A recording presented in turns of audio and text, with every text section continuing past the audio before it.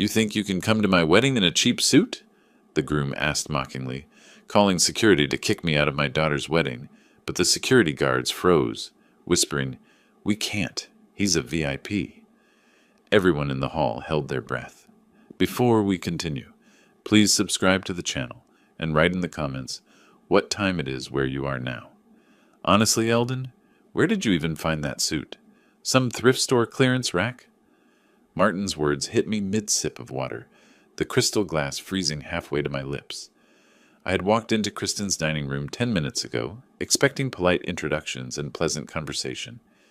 Instead, I found myself seated across from a man whose second glass of wine had apparently loosened more than his tongue. "Martin!" Kristen's voice carried a sharp edge as she emerged from the kitchen, her arms laden with serving dishes. But Martin waved her concern away with a gesture that sent wine sloshing dangerously close to the rim of his glass. No, sweetheart. I'm just being honest here. Your father seems like a decent enough fellow, but presentation matters." His gaze swept over me with the cold assessment of an appraiser evaluating damaged goods. Especially for the wedding photos. People will be looking at those for years. The dining room's warm lighting suddenly felt harsh against my skin.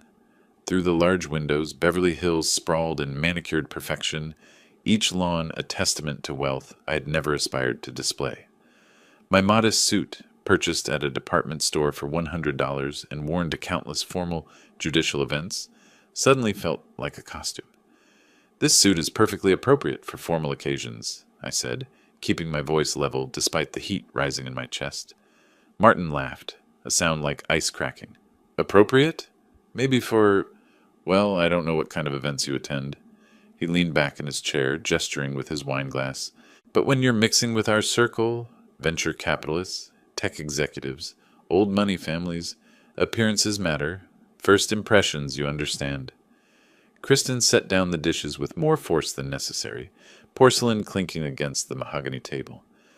"Dad's suit looks fine, Martin. Can we please just—" "I'm not trying to be cruel," Martin interrupted, his voice taking on a patronizing tone that made my jaw tighten.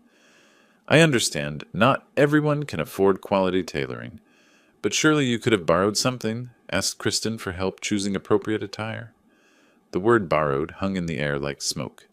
In my 30 years on the bench, I had sentenced men whose arrogance paled in comparison to what I witnessed across this table. Martin's assumptions about my financial situation would have been amusing if they weren't delivered with such cutting precision. "Perhaps," I said carefully, "you should focus on getting to know me rather than evaluating my wardrobe."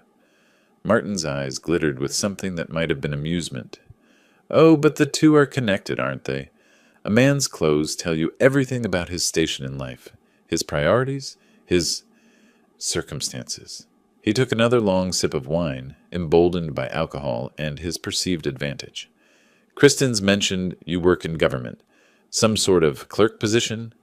The question landed like a physical blow. Kristen had kept my professional identity secret at my request. Too many years of dealing with people who treated judges differently had taught me the value of anonymity in personal relationships. But Martin's casual dismissal of my career, his assumption that I occupied some lowly bureaucratic role, revealed the depth of his prejudice. "Something like that," I replied. "Well, at least it's steady work," Martin said with the magnanimous air of someone offering charity, "though I imagine the pay isn't much.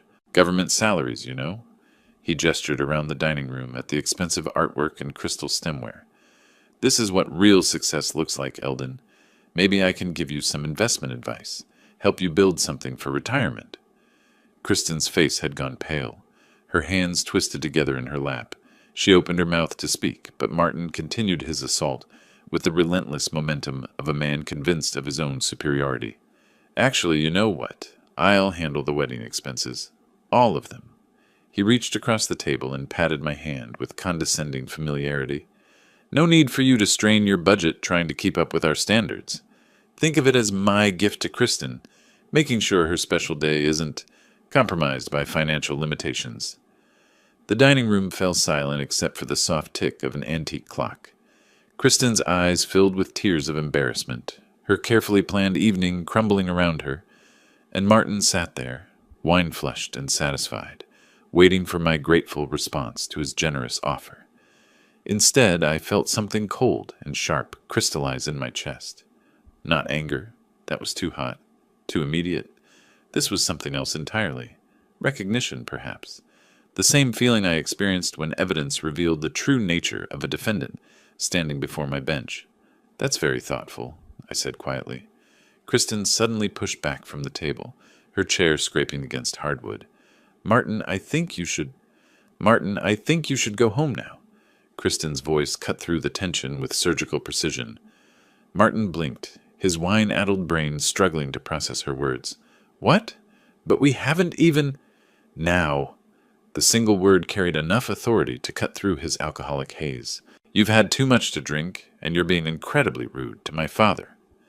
I watched Martin's face cycle through confusion, indignation, and finally a petulant acceptance that reminded me of certain defendants who never quite understood why their behavior had consequences. He pushed back from the table with exaggerated care, as if proving his sobriety through deliberate movements. "Fine, fine, if that's how you want it." He stood, swaying slightly, and reached for his jacket draped over a nearby chair. "But honestly, Kristen, someone needed to address the elephant in the room. We can't pretend these differences don't matter." Kristen followed him to the front door, their voices carrying back in sharp whispers.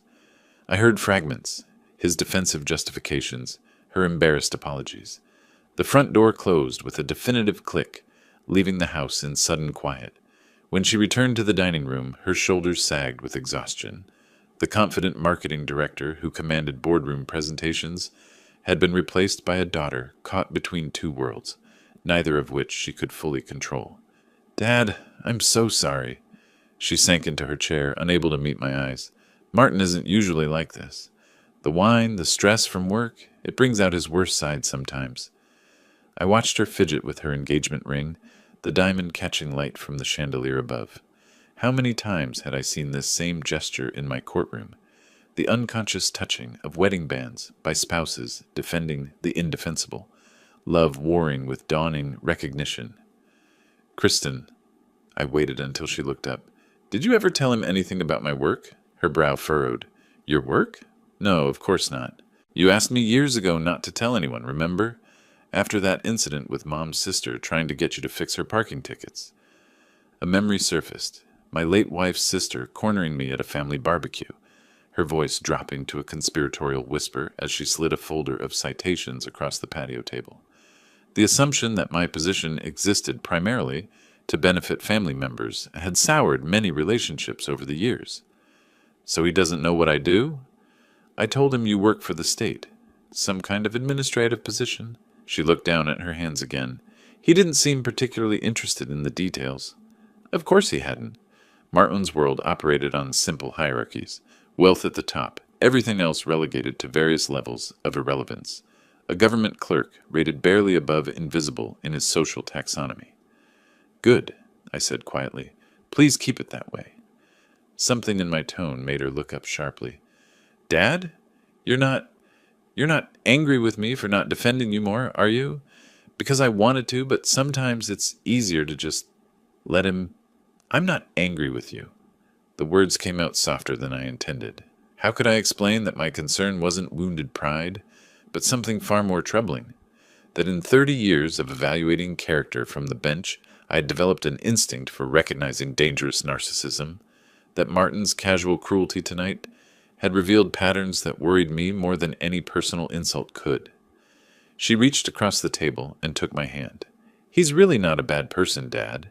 He comes from this incredibly competitive world where everything is about status and positioning. Sometimes he forgets that not everyone operates that way." I squeezed her fingers gently. "You don't need to explain him to me." "But I feel like I do, because I love him, and I love you, and tonight was supposed to bring everyone together." Her voice broke slightly. "Instead, it's just this mess." Looking at her face, so much like her mother's when Margaret was troubled, I felt the familiar weight of parental protection.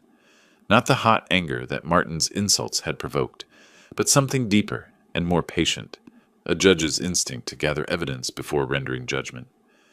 "These things take time," I said. Getting to know someone, understanding who they really are. It's a process. You'll give him another chance, though, when he's sober and properly apologetic? I nodded, though something in my chest had already shifted into a different mode entirely. Professional. Watchful. Of course. She smiled for the first time since Martin's departure, relief flooding her features. Thank you. I know once you really get to know each other. I squeezed her hand once more, then released it. I should head home. Early day tomorrow. As I gathered my jacket and keys, I noticed her watching me with the same careful attention she had shown as a child, trying to read my mood through facial expressions and body language. Some instincts never fully disappeared, even in adulthood. Drive carefully, she said, walking me to the door. Always do. I kissed her forehead and stepped into the Beverly Hills evening, where perfect lawns stretched under perfect streetlights, everything manicured and controlled. My car sat at the curb like a modest interruption in the luxury landscape, reliable but unremarkable, just like its owner, according to Martin Hargrove. The drive from Beverly Hills to Pasadena took me through the heart of Los Angeles, past the glittering towers of Century City and into the sprawling neighborhoods where real people lived real lives.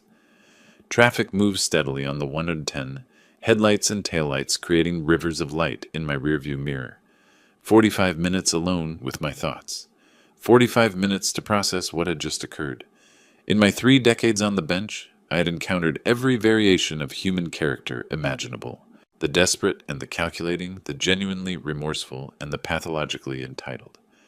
I had learned to read the subtle signs, the way someone's jaw tightened when confronted with evidence, the telltale pause before a carefully constructed lie, the particular kind of indignation that arose when privilege was questioned. Martin Hargrove displayed classic symptoms of narcissistic entitlement, the casual cruelty masked as helpful observation, the inability to consider how his words affected others, the assumption that financial success granted him moral authority to judge and dismiss those he considered beneath him. I had seen men like him before. They appeared in my courtroom wearing expensive suits and confident smiles, certain their wealth and connections would insulate them from consequences. They spoke to their victims with the same patronizing tone Martin had used with me tonight, as if poverty or modest circumstances were character flaws that justified any treatment. The worst part wasn't the insults themselves, but what they revealed about how he saw Kristen. To Martin, she was an acquisition from a lower social stratum, someone whose family needed to be managed and improved upon. His offer to pay for the wedding hadn't been generosity. It had been a power play establishing dominance through financial control. My exit approached, and I took the familiar curves that led toward my neighborhood. Pasadena's tree-lined streets felt like a sanctuary after Beverly Hills' pristine intimidation. Here, modest homes sat comfortably beside larger ones without apology. Here, a man's worth wasn't measured by his thread count. I pulled into my driveway and sat for a moment before cutting the engine. The house looked exactly as I had left it. Small, well-maintained, unpretentious. 3 bedrooms, 2 bathrooms, a study lined with law books and family photographs. Margaret had planted the roses that still bloomed by the front porch, their scent carrying memories of Saturday mornings spent in companionable silence, each of us lost in our own sections of the newspaper. Inside, I moved through evening routines that had become automatic over the years. Jacket hung in the closet, keys on the kitchen counter, a glass of water from the tap, no crystal stemware needed. In my study, surrounded by volumes of legal precedents and judicial opinions, I finally allowed myself to consider the full implications of the evening. Kristen loved Martin Hargrove. She had accepted his proposal, planned their future together, chosen to bind her life to his. Those were facts that couldn't be changed by parental disapproval or judicial analysis of character. But facts could evolve. People revealed themselves gradually, and sometimes those revelations changed everything. I had no intention of interfering with my daughter's relationship based on one unpleasant evening. That would be premature and potentially destructive, but neither would I ignore what I had witnessed. Martin's mask had slipped tonight, revealing glimpses of something darker beneath his polished exterior. The smart play, the judicial approach, was to observe and document. Let time reveal patterns. Allow Martin enough rope to either prove my concerns unfounded or demonstrate that they were entirely justified. I had learned patience from 30 years of letting evidence accumulate before rendering judgment. Some cases developed slowly, each hearing adding another piece to the puzzle until the full picture emerged with undeniable clarity. This would be no different. I settled into my reading chair, the same leather recliner where I had studied case law for decades, where I had read bedtime stories to a young Kristen, where I had grieved Margaret's passing and slowly rebuilt my life around solitude and duty. Tomorrow would bring new possibilities. Perhaps Martin would call to apologize, his conscience finally asserting itself through his hangover. Perhaps Kristen would phone to discuss the evening, seeking reassurance or guidance. Or perhaps nothing would happen at all, and life would continue its steady progression toward their wedding day. Whatever came, I would be ready. The house settled around me with familiar creaks and sighs, a modest sanctuary filled with books and memories, and the quiet satisfaction of a life lived with purpose. Outside, Los Angeles continued its restless energy, millions of people pursuing their dreams and ambitions, and carefully constructed facades. In courtrooms across the city, judges were reviewing cases, preparing for tomorrow's proceedings, weighing evidence and precedent in pursuit of justice. The work continued, as it always had, as it always would. And sometimes, not often, but sometimes, justice found ways to assert itself outside the formal structures of law and order, in the patient spaces where truth eventually emerged from shadow. I closed my eyes and let the day's tension drain away, already planning tomorrow with the methodical precision that had served me well throughout my career. Time would tell what kind of man Martin Hargrove really was. The phone's shrill ring cut through Saturday morning, quiet like a blade. I looked up from my newspaper, coffee cup halfway to my lips, and checked the clock. 10:30 seemed an unusual time for social calls. "Hello? Eldon, it's Martin." The voice carried traces of hangover, rough edges that wine had smoothed away the night before. "Listen, I need to apologize for last evening. I had too much to drink, and I said some things that were inappropriate." I set down my coffee and leaned back in my study chair, surrounded by law books that had witnessed 3 decades of careful deliberation. "It's all right, Martin. I understand these things happen. Thank you for being so gracious about it." Relief flooded his voice, the tone of a man who had worried about consequences overnight. "Kristen was quite upset with me after you left. She made it very clear that I had crossed some lines." Through my study window, Saturday morning spread across Pasadena in comfortable ordinariness. Neighbors walked dogs, children played in yards, normal people living normal lives without the complications of wedding politics and family dynamics. "She's protective," I said. "Always has been." "Yes, well, that's actually why I'm calling." Martin's voice gained confidence, the apology apparently clearing his conscience for whatever came next. "I've been thinking about the whole situation, and while I regret my delivery last night, the underlying concern remains valid." Something cold settled in my stomach. "Which concern is that?" "The suit, Eldon. Look, I know I was harsh about it, but there's going to be some very elite guests at this wedding. Tech executives, venture capitalists, old California families. First impressions matter enormously in these circles." I watched a neighbor's cat stalk through my backyard roses, patient and focused on something I couldn't see. Predator behavior had its own logic, its own inevitable progression. "It's a perfectly respectable suit, Martin. But that's just it. Respectable isn't the standard we're aiming for here." His voice took on the patient tone of someone explaining obvious truths to a slow child. "This is a $200,000 wedding, Eldon. The photography alone costs more than most people make in months. Every detail has to be perfect." $200,000. The number hung in the air like smoke, carrying implications about values and priorities that made my modest home suddenly feel like a different universe entirely. "I appreciate your concern." "Here's what I'm thinking," Martin interrupted, his voice warming with the enthusiasm of someone solving problems for lesser beings. "There's a men's warehouse downtown. Nothing too expensive, but they carry suits that would be more appropriate for the occasion. I could even go with you, help you pick something out. Make sure the fit is right, The color works with the wedding palette. The cat in my garden had frozen in perfect stillness, every muscle coiled for the strike. Nature's patience in service of inevitable conclusion. That's very thoughtful, but I'll be wearing the suit I own. Silence stretched across the phone line. When Martin spoke again, his voice had hardened with the particular frustration of someone accustomed to compliance. Eldon, I'm trying to be diplomatic about this, but let me be completely clear. This wedding is important to me, important to my career, my reputation, my future in-laws who are flying in from Connecticut. I cannot have Kristen's father looking like he shops at discount stores. It's a $100 suit from a department store, but its quality... $100? Martin's laugh carried no humor whatsoever. My cufflinks cost more than that. Look, I'm trying to help you here, but there are limits to how much accommodation I can make. If you show up in that suit, you're not coming through those doors. Entry will be forbidden. The words landed with the force of ultimatum. Not a request, not even a demand.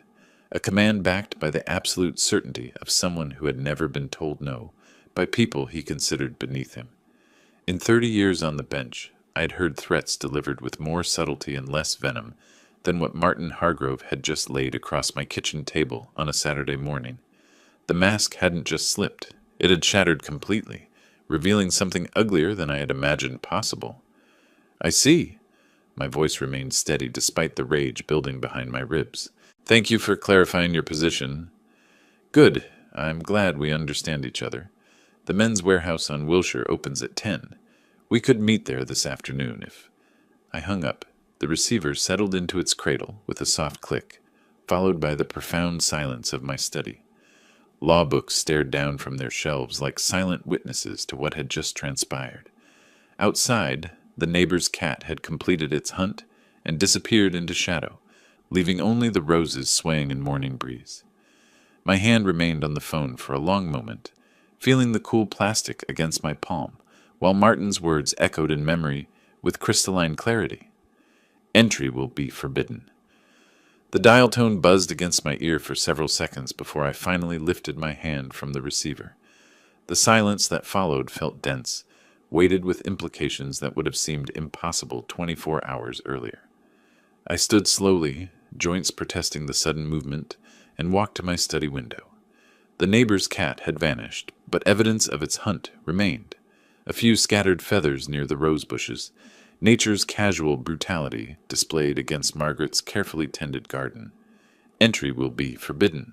3 decades of judicial experience had taught me to recognize threats in all their variations. The crude intimidation of street criminals, the sophisticated manipulation of white-collar defendants, the cold calculation of those who wielded power without conscience. Martin Hargrove's ultimatum contained elements of all three, wrapped in the veneer of social propriety. But what struck me most wasn't the threat itself. It was the casual certainty behind it. Martin genuinely believed he possessed the authority to dictate terms to me, to exclude me from my own daughter's wedding based on the thread count of my clothing. More disturbing still, he assumed I would either comply or slink away in shame, too intimidated by his wealth and connections to challenge him. I moved through my house slowly, seeing it through new eyes, the modest furniture that Margaret and I had chosen together, the family photographs clustered on end tables, the kitchen where we had shared 30 years of morning coffee and evening conversation. Everything suddenly felt fragile, as if Martin's worldview could somehow contaminate the spaces where I had built my life. In the hallway leading to my bedroom, I stopped before a photograph of Margaret taken 2 years before her passing. She wore the expression I remembered best, patient amusement at human foolishness, the look of someone who had seen enough of life to find most drama ultimately absurd. "What would you think of all this?" I asked her image quietly. But I already knew. Margaret had possessed an unerring instinct for character, could spot narcissism and cruelty beneath polished surfaces with the precision of a surgeon. She would have seen through Martin Hargrove in the first 5 minutes of conversation. More importantly, she would have been disappointed in me if I let him win. I continued to my bedroom and opened the closet door. There, hanging beside my casual clothes and judicial robes, was the contested suit. Navy wool, classic cut, purchased from Nordstrom during a rare shopping expedition 2 years ago. It had served me well at formal events, earned compliments from colleagues, photographed respectably at judicial ceremonies. $100. Martin's cufflinks cost more. I lifted the suit from its hanger and held it up to the bedroom window, examining it in natural light. The fabric showed no signs of wear. The tailoring remained sharp, the color as rich as the day I bought it. By any reasonable standard, it was entirely appropriate for wedding festivities. But Martin Hargrove didn't operate by reasonable standards. His world ran on different rules, hierarchies of wealth and status that granted some people the right to judge others, to determine who belonged and who should be excluded. In his universe, I wasn't Kristen's father deserving of respect. I was a problem to be managed, a source of potential embarrassment to be controlled or eliminated. I hung the suit back in its place and closed the closet door. The decision forming in my mind felt as inevitable as that neighbor's cat completing its hunt. Not born from anger, though anger certainly existed. Not driven by wounded pride, though my pride had indeed been wounded. This was something else entirely. A recognition that some behaviors required consequences. Some attitudes demanded correction. For 30 years I had observed human nature from the bench with the detached analysis of a scientist studying specimens. I had learned to separate emotion from judgment, personal feelings from professional responsibility. The skills that made me an effective judge would serve me well in what was coming. Martin Hargrove had made a fundamental miscalculation. He had assumed that his wealth granted him immunity from accountability, that his social connections insulated him from consequences. He was about to discover how wrong he was. I walked back to my study and sat down in my reading chair, the same chair where I had prepared for countless cases, where I had written opinions that shaped legal precedent, where I had wrestled with questions of justice and punishment for 3 decades. The wedding was exactly 1 month away, 30 days to let Martin's arrogance solidify into overconfidence, 30 days for him to spread word of his ultimatum among those elite guests he was so eager to impress, 30 days for him to forget that actions, even those targeted at humble government clerks, sometimes carried unexpected consequences. I picked up my newspaper and settled back into Saturday morning routine, but everything had changed. The man reading about local politics and sports scores was no longer just Kristen's father hoping for the best with her fiancé. He was a judge preparing to render verdict. The weeks that followed moved with deceptive normalcy. April slipped into May while Los Angeles settled into its familiar rhythm of sunshine and traffic. Another season in a city that treated weather like background music. Always pleasant, rarely memorable. I maintained my judicial schedule with the same precision that had defined 3 decades on the bench. Morning coffee at 6, courthouse arrival by 7:30, afternoon session stretching until 5. Colleagues noticed nothing unusual in my demeanor, no deviation from the measured thoughtfulness that had become my professional trademark. At home, I prepared for Kristen's wedding with the methodical care of someone organizing case files. RSVPs to verify, gift selections to finalize, transportation arrangements to confirm. Every detail handled with judicial thoroughness, though beneath the surface different preparations were taking shape. Kristen called twice during those weeks, her voice bright with bridal excitement, as she described final dress fittings and floral arrangements. She never mentioned Martin's phone call to me, which meant either he hadn't told her about it, or she had chosen not to discuss it.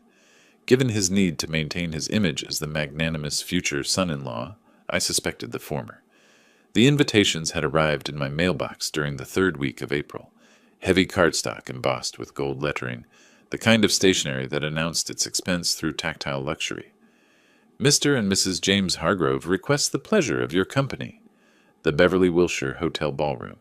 Cocktails at 6, dinner at 7, dancing until midnight. $200,000 condensed into elegant script and premium paper stock. I hung the invitation on my refrigerator next to grocery lists and court schedules, a daily reminder of what was approaching. Each morning I studied it while drinking my coffee, noting details that would matter when the time came. The timeline, the location, the formal dress code that made no mention of specific suit requirements or entry restrictions based on clothing budgets. My own preparations took different forms. I researched the Beverly Wilshire's layout, studied photographs of its ballroom and adjacent spaces, familiarized myself with the hotel's operational procedures. Information gathered with the same thoroughness I brought to reviewing case law, building a complete picture of the terrain where this would unfold. The contested suit hung in my closet like evidence in a criminal case, material proof of the central issue that would determine the evening's outcome. I examined it regularly, ensuring it remained in perfect condition that no wrinkle or stain could provide Martin with additional ammunition for his position. $100. The price tag had long since been removed, but the number remained fixed in my memory as a symbol of everything Martin found inadequate about my life. In his world, value correlated directly with cost, worth measured by price tags rather than character or achievement. 3 nights before the wedding, I sat in my study, reviewing the guest list Kristen had shared weeks earlier. Tech entrepreneurs, venture capital partners, old money families from both coasts, the kind of people Martin was desperate to impress, the audience he wanted to ensure never witnessed anything that might diminish his carefully constructed image. I wondered how many of them knew about his ultimatum to me. Had he shared it as an amusing anecdote, the story of putting his future father-in-law in his place? Did they approve of his methods, or would they find his behavior distasteful if they knew the full truth? Soon those questions would have answers. The evening before the wedding, I followed my normal routine with unusual precision. Dinner at 6, grilled salmon and vegetables, nothing that might cause discomfort the following day. Television news at 7, watching reporters discuss local politics and national events, with the same earnest authority they brought to weather forecasts and traffic updates. At 9 o'clock, I climbed the stairs to my bedroom and opened my closet door. The navy suit waited in its designated place, pressed and ready, looking exactly as it had the day I purchased it. $100 of department store craftsmanship that had somehow become the central battleground in a war I hadn't chosen but fully intended to win. I laid out my clothes for morning: shirt, tie, shoes, the contested suit jacket, and trousers. Everything arranged with the care of someone preparing for a significant occasion, which this certainly was, though not in the way Kristen had envisioned when she sent her invitations. My alarm clock ticked toward 10 o'clock as I settled into bed, surrounded by the familiar comfort of my modest bedroom. Outside, Los Angeles continued its restless energy, millions of people pursuing their Saturday night entertainment in venues ranging from dive bars to 5-star restaurants. Tomorrow, the Beverly Wilshire would host another elegant wedding, another celebration of love and commitment between two people promising to honor each other through whatever challenges life might bring. Martin Hargrove was about to discover that some challenges arrived wearing $100 suits and carrying 30 years of judicial wisdom about the relationship between actions and consequences. 6:45. My alarm hadn't needed to wake me. I'd been lying in bed since 5:30, watching morning light creep across the ceiling with the patience of someone who had waited 30 days for this moment. Wedding day. I rose without ceremony and padded to the bathroom, catching my reflection in the mirror above the sink. 65 years looked back at me, lines earned through decades of listening to testimony, weighing evidence, dispensing justice. The face of a man who understood that consequences delayed were not consequences denied. The shower ran hot while I shaved with deliberate precision, each stroke of the razor removing yesterday and preparing for what lay ahead. No nervousness disturbed my hands. This was simply another morning requiring professional preparation, like countless others that had preceded significant courtroom moments. Breakfast consisted of toast and coffee, consumed while standing at my kitchen counter. Through the window, Saturday morning unfolded in suburban tranquility, neighbors walking dogs, sprinklers watering lawns, normal people beginning normal weekends. In a few hours, the Beverly Wilshire would host an elegant celebration of love and commitment, attended by Los Angeles's social and financial elite. Martin Hargrove expected me to be absent from that celebration. His ultimatum had been clear: wear appropriate attire or stay home. The arrogance of assumed compliance had sustained him through the past month, confident that his threat had resolved the problem of Kristen's embarrassing father. Today he would discover his miscalculation. I climbed the stairs to my bedroom and opened the closet door. There, hanging exactly where it had waited for 30 days, was the contested suit. Navy wool, classic cut, $100 of department store craftsmanship that had somehow become the central battleground in a war about respect, dignity, and the dangerous assumption that wealth granted authority over others. I lifted the jacket from its hanger and held it to the light. The fabric remained impeccable, the tailoring still sharp after 2 years of formal occasions. By any reasonable standard, it was entirely appropriate for wedding festivities, but Martin Hargrove didn't operate by reasonable standards. The shirt came first, crisp white cotton, properly pressed, then the trousers settling into familiar comfort around my waist. The tie followed, knotted with the same precision I brought to writing judicial opinions. Each element of my attire assembled with ritual significance, armor for the confrontation that had been inevitable since that first insulting dinner conversation. Finally, the jacket. As I slid my arms into the sleeves, I felt the transformation complete itself. Not from civilian to formal attendee, but from injured father to dispensing judge. The suit didn't just clothe me. It announced my intentions to anyone perceptive enough to recognize the symbolism. Before leaving, I stood before my bedroom mirror and conducted a final inspection. Everything was perfect. The suit fit impeccably, the colors complemented each other, the overall impression was one of quiet dignity and appropriate formality. Anyone encountering me would see a well-dressed gentleman attending a significant social occasion. They would be entirely correct, though perhaps not in the way they anticipated. I collected my keys and wallet, checking that Kristen's invitation remained safely tucked in my jacket pocket. The heavy cardstock with its gold embossing had become my admission ticket to what promised to be a memorable afternoon at one of Los Angeles's most prestigious venues. My car started on the first turn of the key, reliable as always. As I backed out of my driveway and pointed toward the freeway that would carry me into Beverly Hills, I felt the same calm focus that had sustained me through 3 decades of significant courtroom moments. Justice delayed was not justice denied. Sometimes it was simply justice refined, made more precise through patience and careful planning. The drive to Beverly, Wilshire took 45 minutes through weekend traffic that moved with surprising efficiency. Los Angeles seemed eager to clear the path for what was coming, as if the city itself recognized the importance of allowing all participants to reach their appointed places on schedule. The Beverly Wilshire rose before me like a monument to elegance, its cream-colored facade gleaming in afternoon sunlight. Valet attendants in spotless uniforms moved with choreographed precision, directing luxury vehicles toward parking areas with the efficiency of conductors, managing an expensive orchestra. I surrendered my modest sedan to a young man who handled it with the same professional courtesy he had shown the Bentley ahead of me. Money talked, but good service spoke universally. Inside, the hotel's lobby spread in marble magnificence, crystal chandeliers casting rainbow patterns across surfaces that reflected 2 centuries of hospitality to the wealthy and powerful. Wedding guests moved through the space in elegant clusters, their voices carrying the particular resonance of people accustomed to being heard and heeded.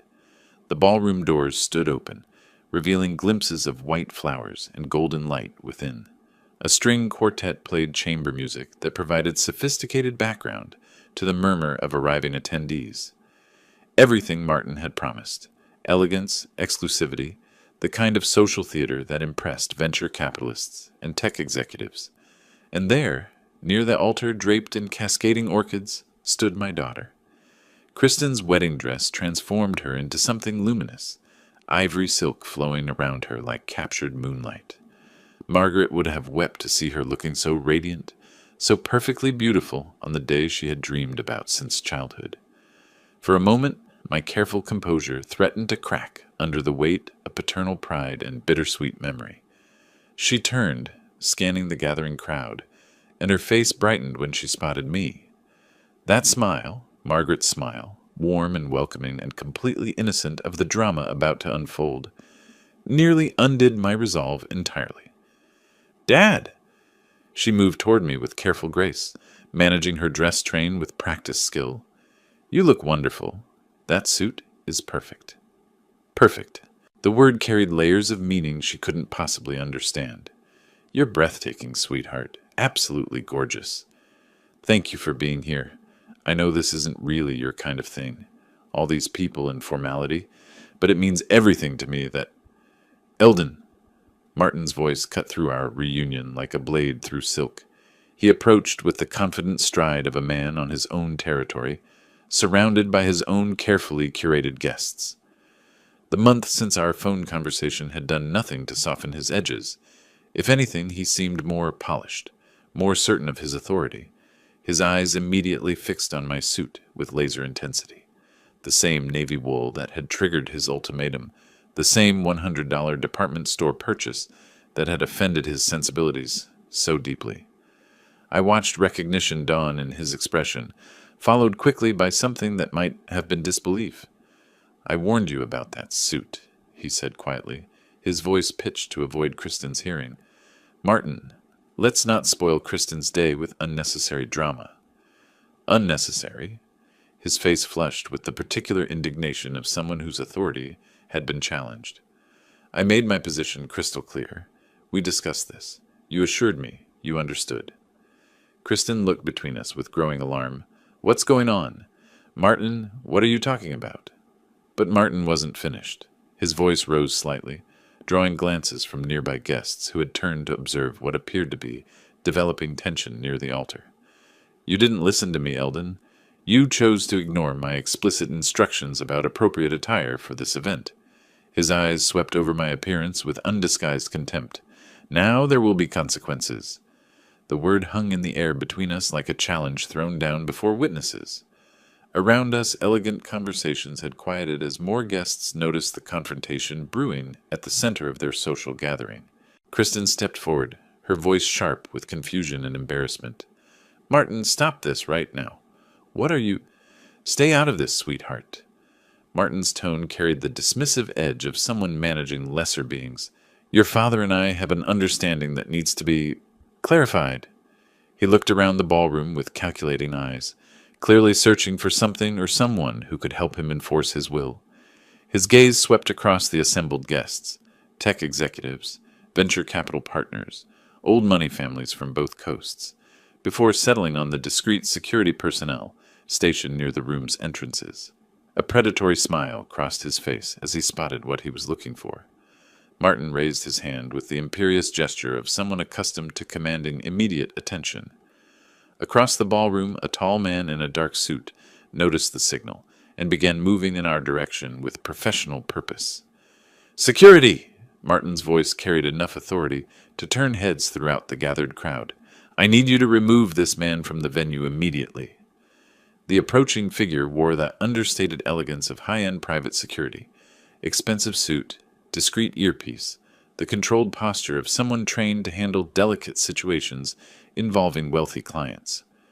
As he drew closer, I could see the name tag identifying him as Victor Reyes, head of security. Conversations throughout the ballroom had stopped entirely now. Tech executives and venture capitalists turned to observe the drama unfolding near the altar, their faces showing the particular fascination of people witnessing social theater they hadn't paid to see.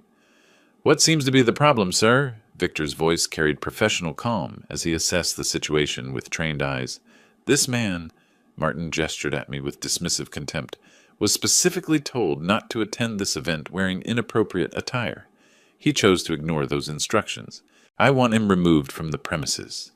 Kristen's face had gone pale, her hands trembling as she processed what was happening. Martin, you can't be serious. This is my father. Your father should have listened when I explained the dress requirements. Martin's voice had taken on the particular coldness of someone demonstrating power in front of an audience.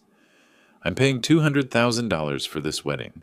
I will not have it compromised by someone who refuses to meet basic social standards. Victor's professional gaze moved from Martin to me, conducting the kind of assessment that security personnel perform dozens of times daily. His eyes took in my navy suit, my modest appearance, my calm demeanor in the face of public humiliation. Then something shifted in his expression. I'm sorry, sir, Victor said to Martin, his tone remaining respectful but firm. "I cannot remove this gentleman from the premises." Martin blinked, clearly expecting immediate compliance. "What do you mean you can't? I'm the client here. This is my wedding."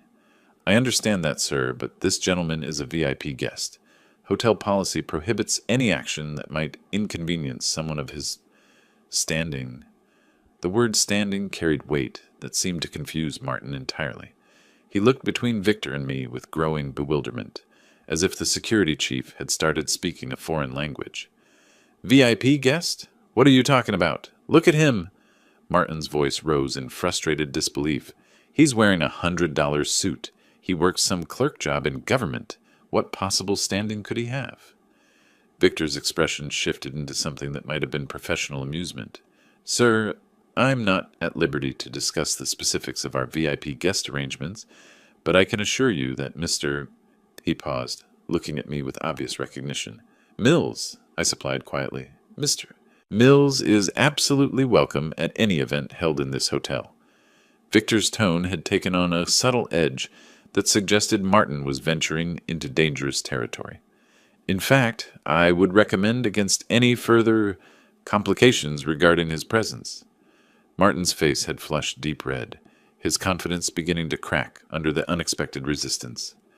"This is ridiculous. I don't care what your policy is. I'm paying for this event." "And the hotel appreciates your business, sir, but certain guests receive accommodations that supersede individual event arrangements." Victor's stance had subtly shifted, his professional calm now carrying undertones of warning. "I suggest we allow the ceremony to proceed as planned." The gathered crowd watched in fascination as Martin's authority crumbled in real time, his assumptions about power and influence meeting immovable resistance from someone who clearly knew things he didn't. "Who is he?" Martin demanded, his voice cracking with confusion and mounting panic. "What aren't you telling me?" Martin's face had turned a dangerous shade of crimson, veins standing out against his temples as he jabbed his finger at Victor with escalating fury. "This is completely unacceptable. I don't care about your hotel policies. I'm the paying customer here."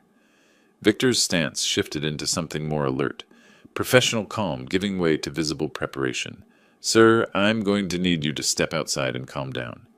"Step outside?" Martin's voice cracked with disbelief. "This is my wedding. I paid $200,000 for this venue. You work for me today?" The security chief's expression hardened into something that suggested Martin had crossed an important line.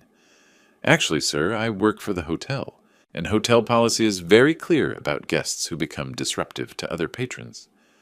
Around us, the elegant wedding crowd had formed a loose circle, their conversations forgotten as they watched the drama unfold with the fascinated horror of people witnessing a social disaster in real time. Tech executives and venture capitalists who had come to celebrate now found themselves front-row witnesses to their host's complete meltdown. "You cannot remove me from my own wedding!" Martin lunged toward Victor, his coordination compromised by rage and the remnants of pre-ceremony champagne. "I'll have your job for this. I'll sue this entire hotel chain." Victor moved with the fluid precision of someone trained in restraint techniques. In one smooth motion, he caught Martin's arm, twisted it behind his back with professional efficiency, and began guiding him toward the ballroom's exit. "Let go of me! This is assault! I'll have you arrested!" Martin's voice rose to near hysteria as he struggled against Victor's grip. "Do you have any idea who I am?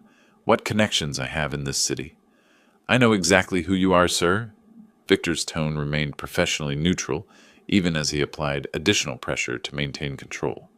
"You're someone who needs to leave this venue immediately." The crowd parted like water as Victor escorted his struggling captive toward the garden doors.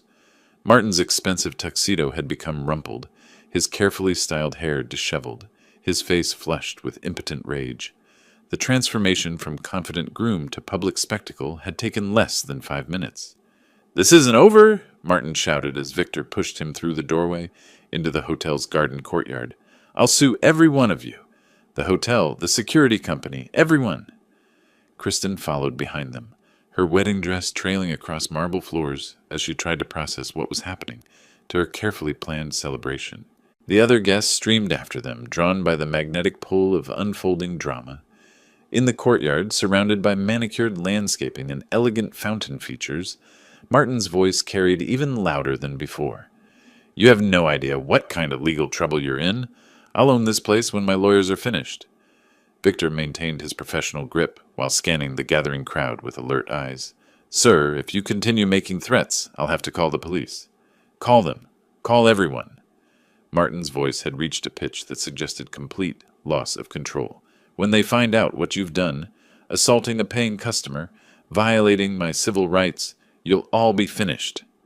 The wedding guests formed a semicircle around the spectacle, their faces showing mixtures of embarrassment, fascination, and growing concern. This was no longer just disrupted nuptials. It had become something approaching public breakdown. But Martin wasn't finished. Standing there in his rumpled tuxedo, held firmly by hotel security, he continued his tirade with the desperate energy of someone whose entire worldview was crumbling. "I'll sue all of you!" he screamed, spittle flying from his lips. "Every single person who thinks they can treat me this way, starting with that man," he gestured wildly toward where I stood, calmly watching, "and his ridiculous $100 suit. Let's see you try suing the Chief Justice of the California Supreme Court." The voice cut through Martin's ranting with surgical precision. Elena Vasquez stepped forward from the crowd, her elegant silver hair catching sunlight as she moved with the confident stride of someone accustomed to commanding courtrooms. Martin's mouth opened and closed soundlessly, his tirade stopping mid-sentence as if someone had pulled his power cord. Around us, the wedding guests fell into complete silence, processing what they had just heard. "Chief Justice," Martin's voice came out as barely a whisper. Elena smiled with the particular satisfaction of someone delivering a perfectly timed revelation. "Judge Eldon Mills, Chief Justice of the California Supreme Court, the highest judicial officer in the state." She gestured toward me with obvious respect. "I've had the honor of arguing cases before his court for 15 years. The color drained from Martin's face as the magnitude of his situation began to dawn. His eyes darted between Elena and me, his brain apparently struggling to reconcile the modest man in the $100 suit with the title he had just learned. "Chief Justice," he repeated, his voice cracking. But he's the most respected judge in California," Elena finished smoothly, "known for his wisdom, his fairness, and his absolute integrity. Someone whose reputation in legal circles is beyond reproach." Victor released Martin's arm, stepping back as the fight went out of his captive entirely. Martin stood there, swaying slightly, his expensive tuxedo wrinkled, his carefully constructed image lying in ruins around him. "Eldon," Martin turned toward me with desperate eyes. "Your Honor, forgive me. I didn't know. I never wouldn't have what?" I asked quietly. "Insulted my appearance? Threatened to exclude me from my daughter's wedding? Demanded I prove my worth through expensive clothing?" Each question landed like a physical blow. Martin flinched visibly, his mouth working as he searched for words that might somehow undo the past month of arrogance and cruelty. "I was wrong," he whispered. "Completely wrong. Please, Your Honor, I'll do anything to make this right. The suit, it looks fine. Perfect, even. I don't know what I was thinking." The wedding guests watched this exchange with rapt attention, clearly beginning to piece together the full story of what had led to this moment. Tech executives who had come to network found themselves witnessing a masterclass in justice and humility. "The suit was never the real issue," I said, my voice carrying the measured tone I used in judicial pronouncements. "Character matters more than clothing, Martin. Respect matters more than wealth." "Yes, absolutely. You're right." Martin nodded frantically, desperation making him agree with anything that might reduce his humiliation. "I understand that now. Please, how can I fix this?" I glanced around at the gathered crowd, then back at the man whose prejudices had created this entire situation. The moment felt familiar, delivering judgment after careful deliberation, ensuring the lesson would be remembered.